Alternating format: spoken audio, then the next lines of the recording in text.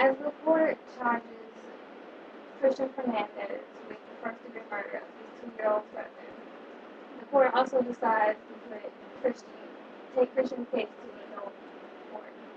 This, which is sad because in today's society, so many kids exposed to violence are committing violence against other children and other adults. According to President Obama, without intervention, these children will, will, will add to the failure in schools, will have a lot of emotional disorders, and will increase the substance abuse that is already high in today's society. Children exposed to violence can be affected in the most negative of ways, endangering the people around them, which is why I encourage people in the community to push for follow-up policies with the human resources of their communities and researching different programs for domestic abuse and violence against children in their different communities. Today I will introduce three commonly misconceptions about children exposed to violence because these misconceptions blindside people about this issue. My first misconception is that these children need to just be disciplined. If we're talking about children who have been exposed to violence within their family or school shootings, gang violence and things like that, then these children have a lot of emotional and physical scars. So yelling or hitting them won't really help. They're only deepen the scars they already have through neglect and maltreatment in homes and communities. According to the National Service of Children Exposed to Violence, the more frequently that these children are exposed to violence, the worse the effects are. And according to the National Association of Criminal Defense Lawyers, when children who enter the criminal system have their cases brought to adult courts, they are more likely to become repeat offenders. This is why programs in the community and people volunteering is very important because these programs bring awareness of the issue of children being exposed to violence more clearly.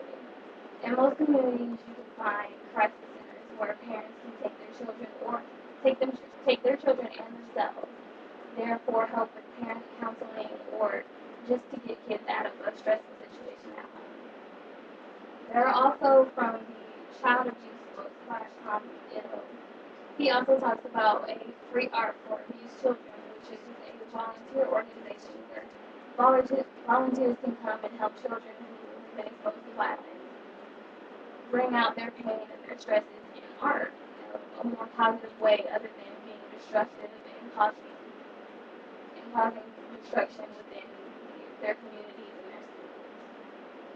and their schools. This program also has family and children projects where families get together and they can create things in a more harmony type situation where they get out their problems and can talk about things. My second misconception is that the behavior of these children will just go away. It was found that in Christian Hernandez's case, his problems didn't just go away. They built up and over time, and in the end it all exploded in the death of his 2-year-old brother and to be himself. More needs to be done about this. More could have been done about this. If someone had paid attention more, there could have been human services could have followed up, and if not, someone could have pushed for human services to follow up. In the National Survey of Children Exposed to Violence, it says that children who are exposed to 5 or more types of violence are more likely to have physical, emotional, and mental harm. These programs that you push for in your community, they help to break the cycle of violence because when these children get older, their violence doesn't just go away, it continues and it builds up, and these children end up either in juvenile detention centers or the criminal justice system. And so breaking the cycle of abuse is very important.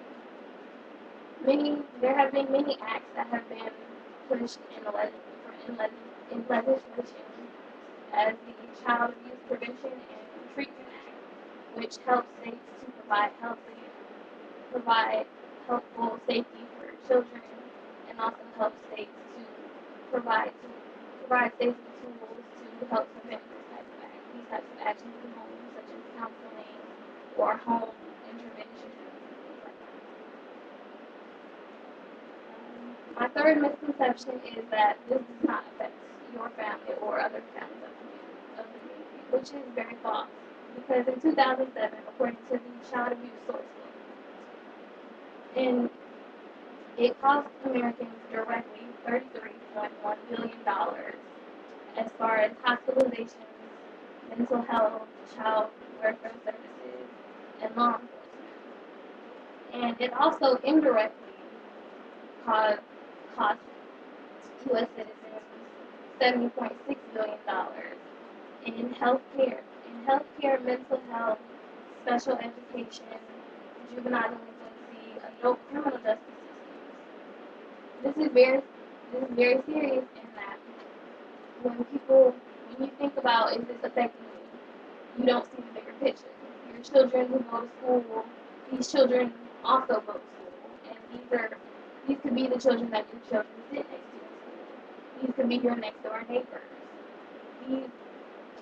These children who aren't helped, they eventually take hold on your lives. They lower the property values of your neighborhood because they're vandalizing homes or they're breaking into homes. They're hurting your children because when they act out in school, they may act out in school shootings, and this affects your children at home.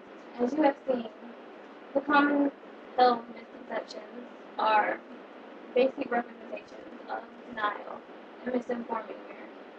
And when you misinform the American public, you are disabling their ability to make decisions, very important decisions about their communities. So it is up to you as citizens of the United States and communities to push for legislation for follow-ups in health services and become volunteers in shelters and in different organizations that deal with domestic abuse and violence against children.